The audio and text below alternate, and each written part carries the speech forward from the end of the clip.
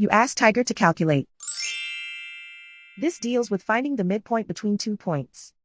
The midpoint between the 2 points is 3, 8.5. Let's solve it step by step. Plot the 2 points and calculate the midpoint using the formula. The coordinates of point 1 are x1 equals 5, y1 equals 7. The coordinates of point 2 are x2 equals 1, y2 equals 10. PM represents the midpoint of the 2 points.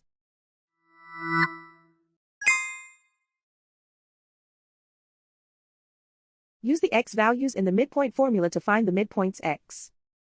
x1 equals 5.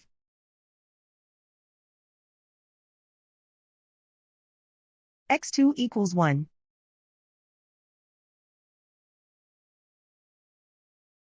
Simplify the arithmetic.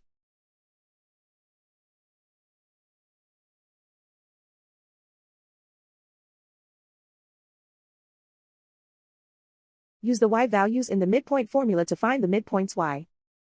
y1 equals 7.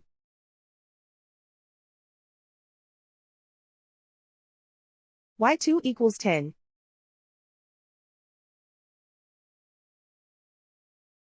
Simplify the arithmetic.